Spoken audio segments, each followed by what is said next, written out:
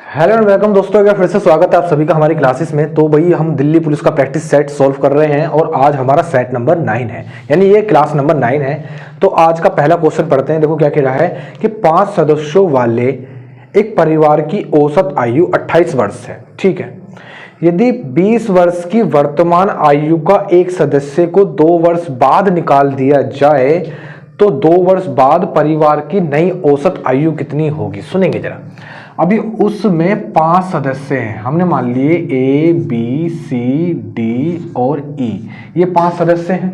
ठीक है, औसत का फॉर्मूला क्या होता है भाई? औसत का तुम कह रहे हो भाई, औसत का फॉर्मूला होता है कि संख्याओं का योग और बट्टे में वो कितनी संख्याएं हैं। ठीक है, अगर मुझे यहां से सारा काम पड़ता मुझे योग का, अगर मैं योग बराबर देखूंगा, योग बराबर क्या निकल जाएगा भाई? संख्याओं की गुणा हो जाएगी औसत में, यानी औसत गुणा संख्या हो जाएगा। ठीक है, औसत गुणा क्या हो जाएगा भाई? संख्या हो जाएगा। यानी मुझे 5 नंबरों का अगर योगफल निकालना है, 5 नंबरों का योगफल निकालना है तो इसके औसत की गुणा कर दूंगा इसके संख्याओं से। औसत कितना दे रखा है? 28। कितना दे रखा भाई? 28। इसकी गुणा कर दूंगा कितने से? 5 से। कितने सदस्य? 5 है, यानी 5 संख्याएं हैं। 28 पंजे कितना हो जाता भाई? 140 हो जाएगा, यानी सभी की आयु का योग आ जाएगा 140। हमसे कह रहा है कि 2 वर्ष के बाद एक 20 वर्तमान में जिसकी आयु अभी 20 साल है उसको निकाल दिया जाएगा। अगर 2 साल के बाद की बात कर रहा था, इसका मतलब है कि सभी की 2 साल जुड़ जाएंगी, यानी कि 2 साल इसकी जुड़ जाएंगी, 2 साल इसकी, 2 साल इसकी, 2 साल इसकी, 2 साल इसकी, यानी कितने साल का हो जाएगा वो? टोटल कितने साल जुड़ जाएंगी? 2 4 6 8 10, टोटल अभी 10 साल और जुड़ जाएंगी। ठीक है, तो यानी कितना हो जाएगा? 150 साल हो जाएंगी टोटल, सभी की आयु का योग 150 हो जाएगा। हमसे कह रहा है जिसकी अभी एज 20 साल है उसको 2 साल बाद निकाला जाएगा, तो 2 साल बाद उसकी एज कितनी हो जाएगी भाई? 22 साल की हो जाएगी, 22 साल का हो जाएगा वो। अगर इसमें से 22 साल कम करेंगे तो कितना बैठेगी? बचे हुए व्यक्तियों की कितनी आयु निकलेगी? 10 में से 2 जाएंगे तो 8 बचेंगे और 14 में से 2 जाएंगे तो 13 बचेंगे, यानी 138। सॉरी, 14 में से 2 जाएंगे तो कितने बचेंगे? 12 बचेंगे, यानी 128। अब सभी की आयु का योग आ जाएगा। अब सदस्य कितने बचे हैं? 5 थे, 5 में से 1 निकाल दिया तो कितने बचे? 4 बचे। योग बट्टे संख्या क्या होता है? योग बट्टे संख्या क्या होता है? औसत होता है, यही हमसे पूछा है। तो क्या कर दूंगा? 4 तिया 12, 4 दूनी 8, यानी 32 क्या आ जाएगा? 32 उसका औसत आ जाएगा। नेक्स्ट पढ़ने वाले हैं क्वेश्चन नंबर 2। क्वेश्चन नंबर 2 देखो क्या कह रहा है कि एक संख्या को 3 से विभाजित करने पर भागफल 32 तथा शेषफल 2 मिलता है। ठीक है, 17 से विभाजित करने पर वो उसमें क्या शेषफल हमें मिलेगा? सुनो जरा, एक संख्या को किस तरीके से विभाजित किया जाता है? इस तरीके से विभाजित किया जाता है। वो कह रहा है कि जब उसको 3 से विभाजित करते हैं, 3 से डिवाइड करते हैं, तब हमको 52 तो भागफल और 2 शेषफल, यानी कि 52 तो भागफल मिलता है, और जब इस तरीके से कहीं से सोल्व करते हुए आते हैं तो शेषफल कितना मिलता है? 2 मिलता है। अगर मुझे वापस से वो संख्या फाइंड करनी है तो किस तरीके से फाइंड करूंगा? तुम कह रहे हो भाई इन दोनों की आपस में मल्टीप्लाई और उसमें शेषफल को जोड़ देंगे, यानी 3 दूनी 6 और 3 पंजे 15, 15 में क्या कर देंगे? 2 जोड़ देंगे तो 158, सॉरी कितनी आ जाएगी? 158 वो संख्या आ जाएगी। हमसे कह रहा है कि अगर अब इस संख्या को 17 से विभाजित किया जाए तो कितना शेषफल आएगा? तो 17 से विभाजित करेंगे तो कितनी बार चला जा सकता है भाई? ये चला जाएगा 9 बार। 17 9 कितना हो जाता है? 153 हो जाएगा। कितना बचेगा? 5, यानी 5 शेषफल इसका राइट आंसर आ जाएगा। नेक्स्ट पढ़ने वाले हैं क्वेश्चन नंबर 3। देखो क्या कह रहा है कि कोई धनराशि साधारण ब्याज दर से 20 वर्षों में 4 गुना हो जाती है तो ब्याज की वार्षिक दर बतानी है।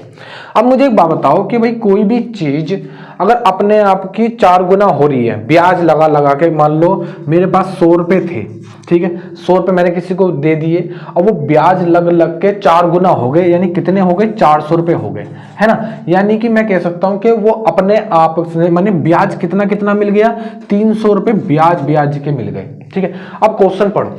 क्वेश्चन कह रहा है कि यदि एक मतलब कोई धनराशि साधारण ब्याज पर 20 वर्षों में 4 गुना हो जाती है। हमने मान लिया कि 100 रुपए लगाए थे, ठीक है, 20 वर्षों में दर हमको बतानी है, दर हमको पता नहीं है। 20 वर्ष से टाइम दे रखा 20 वर्ष, बट्टे में 100, और उसमें ब्याज कितना मिलता है? कितना ब्याज मिलता है? 300 रुपए ब्याज मिलता है। ठीक है, एसआई का तुमको फॉर्मूला याद हो जाना चाहिए। साधारण ब्याज का फॉर्मूला क्या होता है? P into R into T upon में 100, ये फॉर्मूला होता है। बिल्कुल जी, इसे सोल्व करवाएंगे जरा। इसे सोल्व करेंगे तो सुनो, 100 से 100 कैंसिल, 20 से काटूंगा कट जाएगा, यानी आर की वैल्यू कितनी आ जाएगी भी 15% इसका राइट आंसर आ जाएगा, यानी वो दर कितनी हो जाएगी 15% वो दर हो जाएगी। तो नेक्स्ट पढ़ने वाले हैं क्वेश्चन नंबर 4। देखो कि किसी वस्तु पर उसके क्रय मूल्य से 35% अधिक मूल्य अंकित किया जाता है। यदि वस्तु को बेचकर 20% का प्रॉफिट होता है तो वस्तु के अंकित मूल्य पर दिए जाने वाली प्रतिशत छूट का मान बताना है। अब मुझे एक चीज बताओ, हमने मान लिया कि भाई 100 रुपए उसका कॉस्ट प्राइस है, 100 रुपए क्या है उसका कॉस्ट प्राइस है, वो कह रहा है उस पर जो 35% ज्यादा प्रिंट करा जाता है, यानी प्रिंट कितना करा जाएगा फिर 100 रुपए पे 35% ज्यादा प्रिंट करा जाता है, इसका मतलब है 135 रुपए उस पर प्रिंट करा जाता है, ठीक है। जब उसको बेचा गया कुछ छूट दे दी गई और छूट देने के बाद भी कितने का प्रॉफिट हो रहा है भाई 20% का प्रॉफिट हो रहा है, यानी कि लास्ट में उसका सेलिंग प्राइस कितना निकल जाएगा 120 रुपए निकल जाएगा, है ना। 100 रुपए लगा करके अगर वो 20% का प्रॉफिट कमा रहा है, इसका मतलब 20 रुपए का प्रॉफिट कमा रहा है, तो सेलिंग प्राइस कितना हो जाएगा 120 रुपए हो जाएगा। कितने की छूट दे दी, कितने की छूट दी है भाई 15 रुपए की छूट दे दी है, ठीक है। अब छूट को प्रतिशत में चेंज करने के लिए प्रिंटिंग प्राइस MRP है ना, अंकित प्राइस सेट कंपेयर करते हैं, तो यानी 135 आ जाएगा नीचे और इंटू कर देंगे 100%, ठीक है। 15 से चला जाएगा ये 9 बार और ये कितना जाएगा 100/9, 100/9 को लिख सकते हैं 11 सही 1/9%, क्या आ जाएगा भाई उसकी छूट का परसेंट आ जाएगा 11 सही 1/9%। तो नेक्स्ट पढ़ेंगे क्वेश्चन नंबर 6। देखो क्वेश्चन नंबर 6 मैंने सामने लिख दिया, क्या कह रहा है कि यदि 4096 का वैल्यू 64 है तो हमें इस पूरे का मान बताना है दशमलव के 2 स्थानों तक। सुनेंगे जरा किस तरीके से करते हैं। दशमलव में हमने इस टाइप का क्वेश्चन देखो सुनो कि भाई एक चीज तो तुमको पता है कि 4096 की वैल्यू 64 आएगी, 64 आएगी। बात आती है पॉइंटों पे, किस पर बात आ जाएगी पॉइंटों पे। अंदर कितने अंक बाद पॉइंट है, पीछे से 1 2 अंक बाद पॉइंट है, उसका आधा कर दो, 2 का आधा करोगे 1, यानी पॉइंट आ जाएगा 1 अंक बाद, यानी यहां आ जाएगा, ठीक है। प्लस इस वाले पे चलेंगे, ये अंदर से बनके तो यही निकलेगा, बाहर क्या बनके निकलेगा 64 ही बनके निकलेगा, ठीक है। अब बात आ जाएगी पॉइंटों की, तो पॉइंट कितने अंक बाद है 1 2 3 4, 4 का आधा करेंगे 2, यानी 2 अंक बाद पॉइंट लगा देंगे 1 2, यानी यहां पे पॉइंट लगा देंगे। प्लस ये भी क्या बन के बाहर निकलेगा 64 बन के बाहर निकल जाएगा, ठीक है। पॉइंट पे बात आएगी तो 1 2 3 4 5 6, 6 का आधा करोगे तो कितना आ जाएगा 3, 3 अंक बाद पॉइंट लगा देंगे 1 2 3 है नहीं तो तीसरा बनाएंगे, यानी 0.064 हो जाएगा। अगले वाले की बात करते हैं तो ये 64 बन के ही बाहर आ जाएगा। अब पॉइंट देख लेते हैं 1 2 3 4 5 6 7 8, 8 अंक बाद है, 8 का आधा करेंगे तो 4 हो जाएगा, यानी 1 2 3 और 4 यहां पॉइंट आ जाएगा। अब इसको जोड़ने का तरीका बताओ भाई, जोड़ने का तरीका और बताएंगे, सुनो जरा। सबसे पहले कोई भी एक नंबर लिख लो, जैसे मान लो ये लिख लिया मैंने 6.4। अब पॉइंट के नीचे पॉइंट लिखेंगे, पॉइंट के इधर क्या है कुछ भी नहीं, पॉइंट के उधर क्या है भाई 64। अब अगला वाला नंबर पॉइंट के नीचे पॉइंट, पॉइंट के इधर क्या है कुछ भी नहीं, पॉइंट के उधर क्या है 064। अब अगला वाला नंबर पॉइंट के नीचे पॉइंट, इधर तो कुछ भी नहीं है, उधर क्या है 0064। अब जो जगह बच रही है वहां पे 0 0 भर दो, जैसे यहाँ जगह बच रही है, यहाँ जगह बच रही है, यहाँ जगह बच रही है, यहाँ जगह बच रही है, यहाँ डबल जगह बच रही है, यहाँ 1 2 3 जगह बच रही है। अब इसको जोड़ देंगे, है ना। अब हो गया आसान क्वेश्चन बिल्कुल भाई। 4 का हो जाएगा 4, 4 6 10 की 0 हासिल जाएगा 1, 1 और 5 6 11 का 1 हासिल जाएगा फिर से 1, 5 6 11 का 1 हासिल जाएगा फिर से 1, तो यहाँ हो जाएगा 7 और ये हो जाएगा पॉइंट, यानी 7.1104। लेकिन 2 अंकों तक बताना है तो 7.11 इसका राइट आंसर हो जाएगा। तो भाई हमारा क्या हुआ, अभी पीछे एक क्वेश्चन छूट गया, क्वेश्चन नंबर 5 छूट गया, उसको पहले पढ़ लेते हैं। क्या कह रहा है देखो, एक दिन में 10 घंटे कार्य करते हुए शाम किसी कार्य को 12 दिन में पूरा कर देता है, ठीक है। उससे दुगनी कार्य क्षमता वाला व्यक्ति उसे 8 दिन में काम खत्म करने के लिए एक दिन में कितने घंटे काम करना पड़ेगा। तो MDH का फॉर्मूला लगा देंगे, किसका फॉर्मूला लगा देंगे MDH वाला फॉर्मूला लगा देंगे। तो यहां हो जाएगा M1D1H1 बराबर हो जाएगा M2D2 और इंटू H2 के, किसके बराबर हो जाएगा H2 के बराबर हो जाएगा। सबसे पहला देखेंगे तो एक दिन में वो 10 घंटे काम करके किसी काम को 12 दिन में निपटा दे रहा है, यानी कि M पावर कितनी है एक ही है, उसकी पावर एक ही है। कितने दिन में खत्म कर दे रहा, कितने दिन में खत्म कर दे रहा है किसी काम को 10 घंटे काम करके 12 दिन में खत्म कर देगा। दिन हमारे 12 और हर दिन में कितने काम कर रहा है 10 घंटे काम कर रहा है। अगर ये कंडीशन दे रखी कि एक व्यक्ति जो इससे दुगनी क्षमता का कार्य है, यानी दुगनी क्षमता यानी कितनी आ जाएगी, उसकी पावर 2 है, पावर कितनी है उसमें 2 है।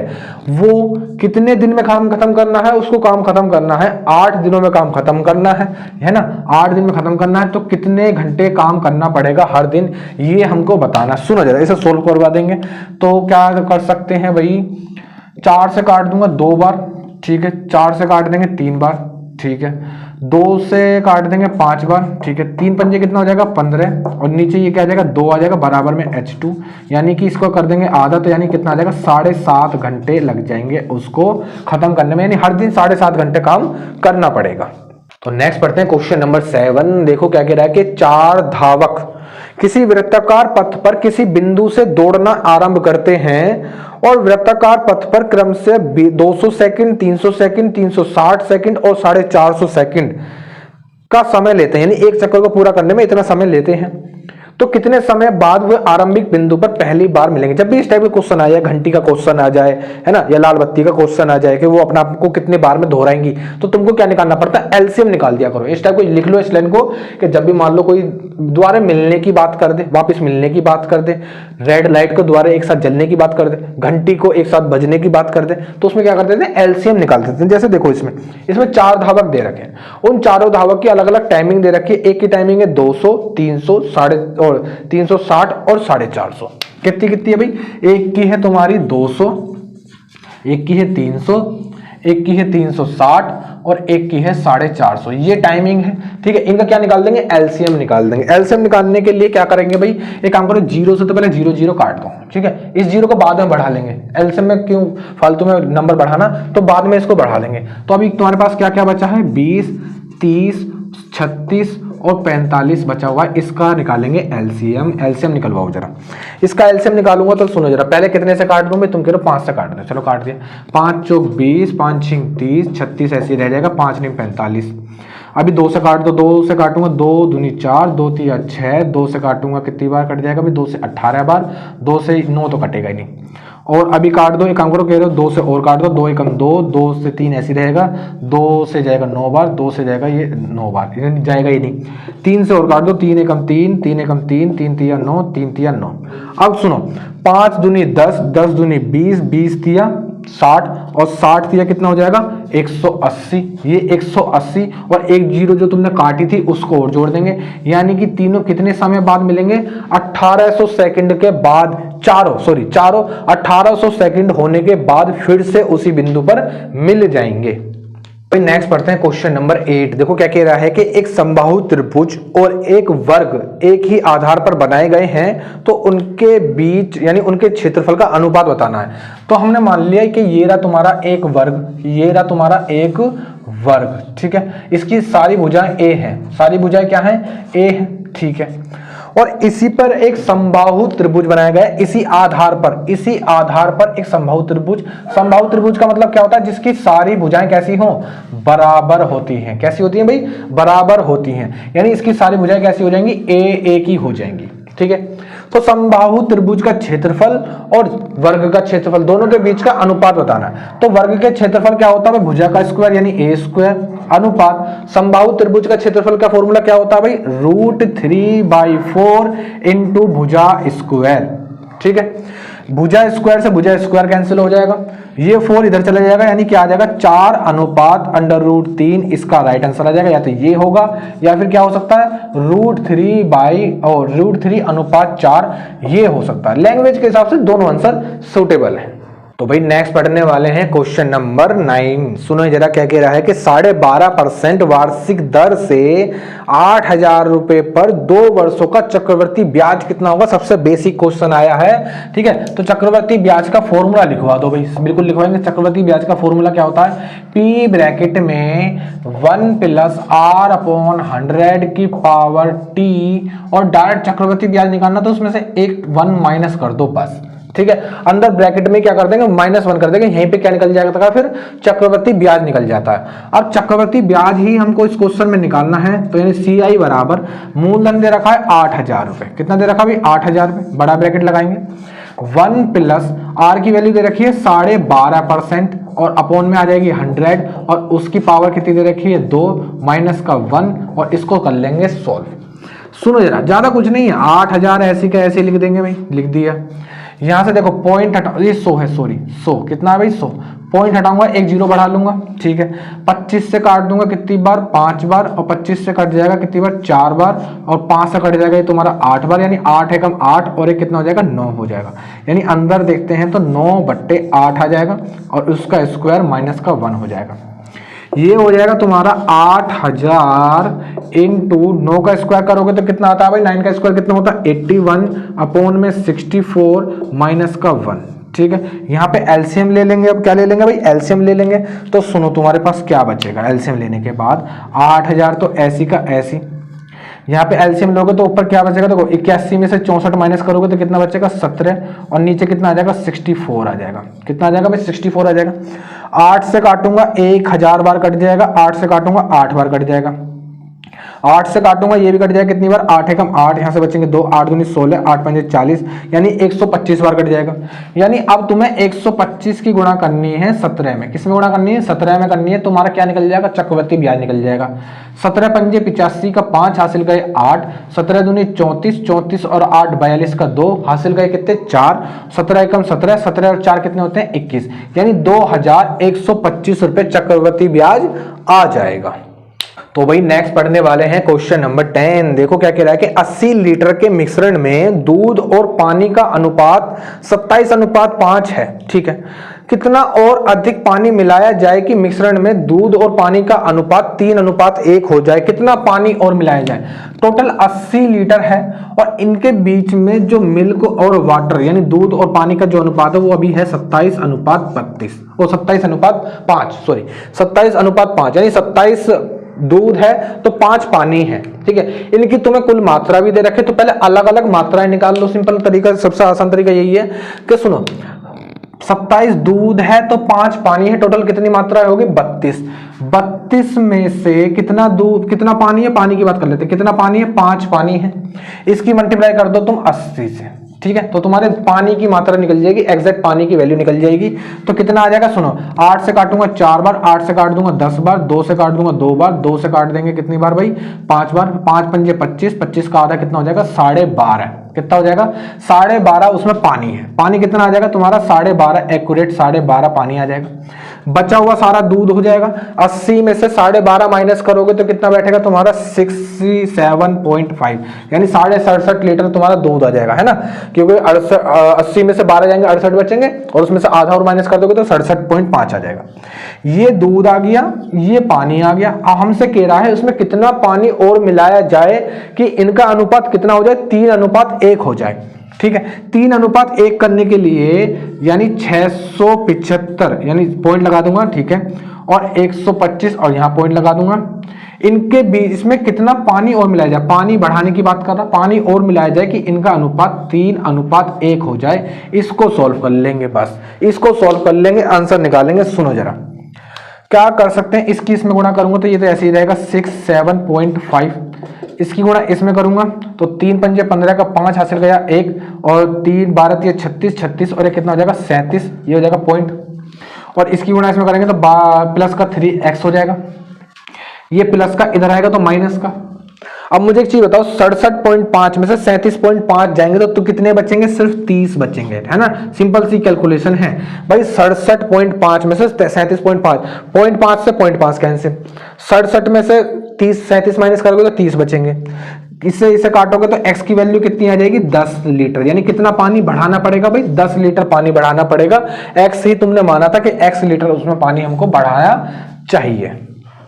तो भाई नेक्स्ट पढ़ने वाले हैं क्वेश्चन नंबर 11। देखो क्या कह रहा है कि दो उम्मीदवार के एक चुनाव में उम्मीदवार को, है ना, एक उम्मीदवार को कुल मतों का 60% प्राप्त हुआ है, ठीक है।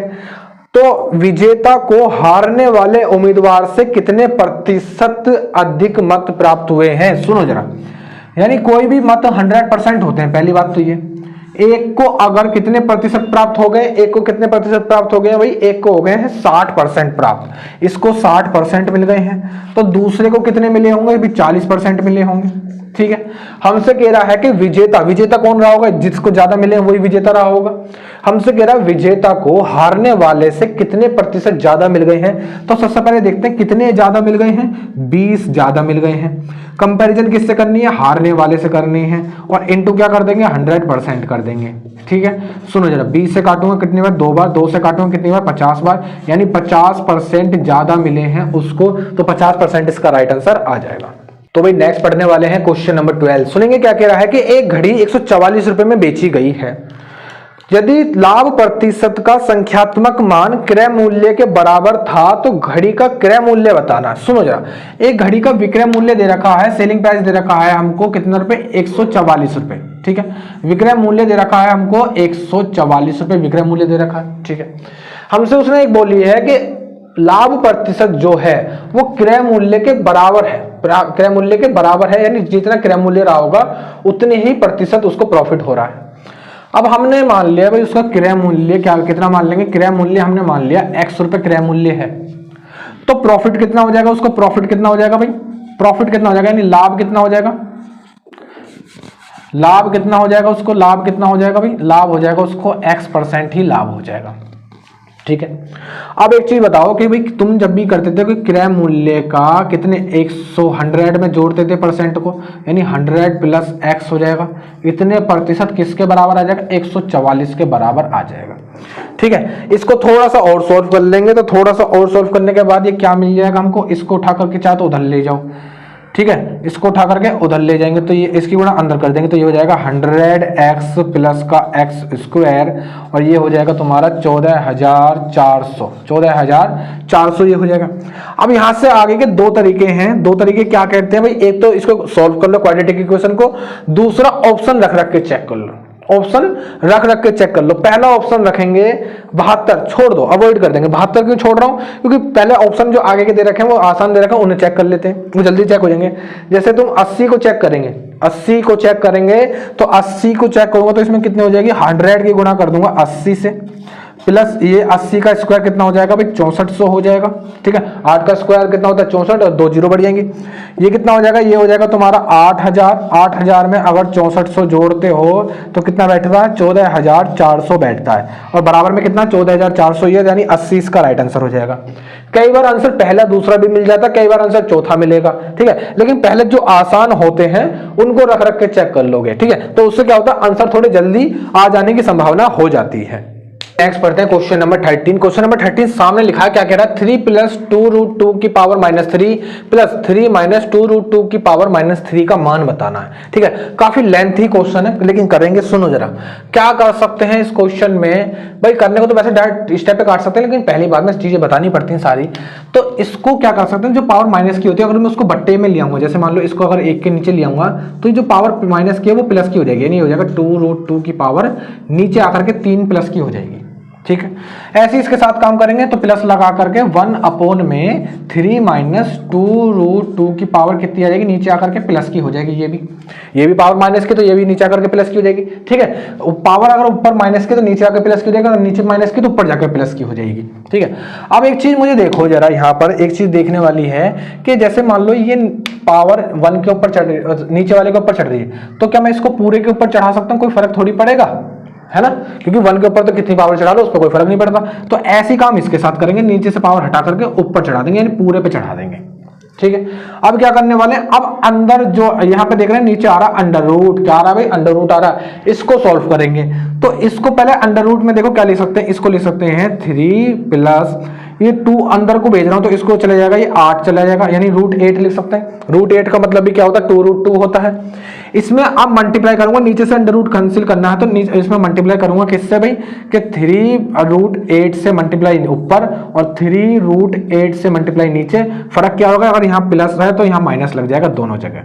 ठीक है, इससे क्या कर देंगे, मल्टीप्लाई कर देंगे, और यहाँ पे क्या आ जाएगी, पावर कितनी आ जाएगी भाई, 3 आ जाएगी प्लस। ऐसी काम इसके साथ करने वाले हैं, तो क्या लिखा हुआ है, ये लिखा हुआ है 1 में 3 माइनस 2√2 को क्या लिख देंगे भाई, अंडर√8 लिख देंगे, और इसकी भी मल्टीप्लाई कर देंगे किसके साथ, 3 प्लस √8 की मल्टीप्लाई कर देंगे, 3 प्लस √8 के साथ मल्टीप्लाई कर देंगे, और यहाँ पे इसकी भी क्या पावर चढ़ जाएगी, कितनी चढ़ जाएगी भाई, 3 पावर इसकी भी चढ़ जाएगी।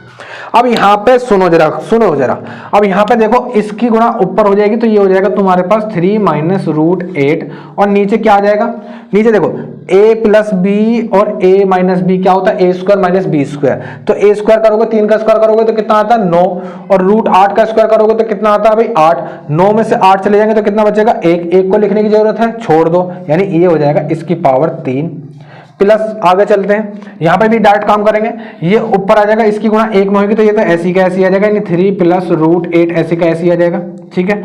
और सुनो नीचे देखो, नीचे फॉर्मूला बनना a minus B A plus B, किसका फॉर्मूला होता है a square minus B square. a square करोगे यानी 3 का स्क्वायर करोगे तो 9, रूट 8 का स्क्वायर करोगे तो यानी 8, 9 में से 8 चले जाएंगे तो कितना बचेगा 1, 1 को लिखने की जरूरत है, तुम कह रहे हो नहीं, इसकी भी पावर कितनी हो जाएगी, इसकी पावर 3 हो जाएगी। अब यहाँ पे तुम्हें फॉर्मूला दिखाई दे रहा होगा a की क्यूब प्लस b की क्यूब का, फॉर्मूला लगा देंगे भाई a की क्यूब प्लस b की क्यूब का।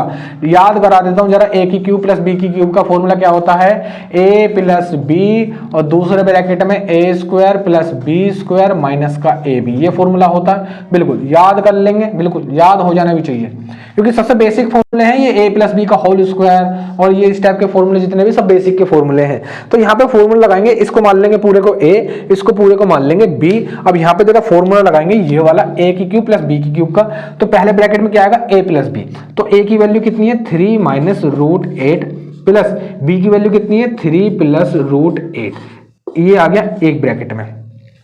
दूसरे ब्रैकेट पे चलेंगे, दूसरे ब्रैकेट पे चलेंगे तो कितना आ जाएगा 3a स्क्वायर यानी 3 माइनस रूट 8 का स्क्वायर और प्लस b स्क्वायर यानी कि 3 माइनस रूट 8 का स्क्वायर और माइनस 2ab यानी 2ab नहीं ab 3 माइनस रूट 8 की मल्टीप्लाई कर देंगे किसके साथ, 3 प्लस रूट 8 के साथ मल्टीप्लाई कर देंगे, ठीक है। अब यहां पे सुनो जरा, रूट 8 से रूट 8 कैंसिल, तीनों तीन कितना हो जाएगा, ये हो जाएगा तुम्हारे पास 6।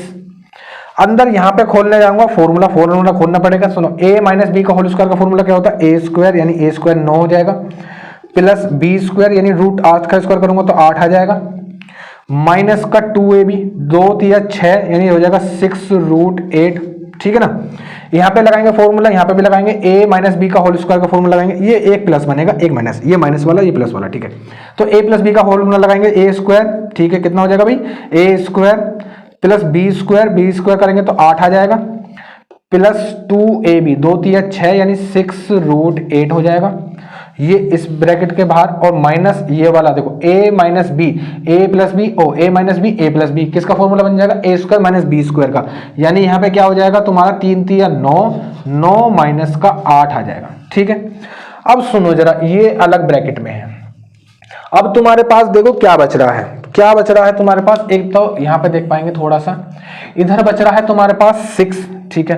अंदर देखो 9 और 8 17, इससे तो ये कैंसिल आउट हो गया, 9 8 17 9 8 17 17 और 17 कितना हो जाएगा 34, अंदर बच रहा है तुम्हारे पास 34, ठीक है। माइनस 9 में से 8 चले जाएंगे तो कितना बचेगा 1, माइनस का 1 बच रहा है, यानी यहां बच रहा है 6 इंटू 33 और 6 इंटू 33 कितना हो जाएगा 6 तिया 18 का 8 और 6 तिया 18 और 1 19 यानी 198 इसका राइट आंसर हो जाएगा। अब आज के बाद अगर मान लो तुम्हारे सामने क्वेश्चन आता है इस टाइप का, जब भी पावर माइनस की है ना, पावर कैसी है माइनस की है, तो अंदर के सिर्फ साइन चेंज कर दो, अगर प्लस का तो माइनस कर दो, माइनस का तो प्लस कर दो, उसके बाद तुम डायरेक्ट कहां पहुंचोगे, उसके बाद तुम डायरेक्ट यहां पहुंच जाओगे, सॉरी इस वाले पे पहुंच जाओगे, इस वाले पे, ठीक है। और इसके बाद कितनी लाइन है 1 2 3 4, चौथी लाइन में तो आंसर मान लो, है ना। तो 1 2 3 और 4 यानी चौथी लाइन में इसका आंसर आ जाएगा। तो इसके बाद तुम इसे डायरेक्ट करने की कोशिश करा करोगे। तो भाई नेक्स्ट पढ़ने वाले हैं क्वेश्चन नंबर 14। देखेंगे क्या कह रहा है कि दो पाइप A तथा B एक टंकी को क्रम से 30 मिनट तथा 45 मिनट में भर सकते हैं और पाइप C इसे 36 मिनट में खाली कर सकता है, ठीक है। सुनो जरा, वो कह रहा है कि A और B इसको 30 मिनट और 45 मिनट में भर सकते हैं और एक तीसरा पाइप जो कि C है वो इसको 36 मिनट में खाली कर सकता है। आगे हमसे कह रहा है कि यदि पहले A और B को खोला जाता है और 12 मिनट के बाद C को खोला जाता है तो कुल कितने समय में टंकी भर जाएगी। सुनिए जरा, पहले इनका निकाल लेंगे एलसीएम। एलसीएम से क्या निकल जाएगी, टंकी की धारिता निकल जाएगी। 30 और 45 और इसका एलसीएम निकालूंगा तो कितना आ जाएगा भाई, 45 दूनी 90, 90 दूनी 180 यानी 180 लीटर की टंकी आ जाएगी, ठीक है। 180 लीटर की टंकी धारिता हो जाएगी, ठीक है। ये एक बारी में कितना पानी भर रहा है, 1 मिनट में कितना पानी भर रहा है नल ए, तो तुम इससे भाग करेंगे तो यानी एक बारी में 6 पानी भर रहा है। इससे भाग करेंगे तो यानी बी नल इसमें एक बारी में 4 पानी भर रहा है।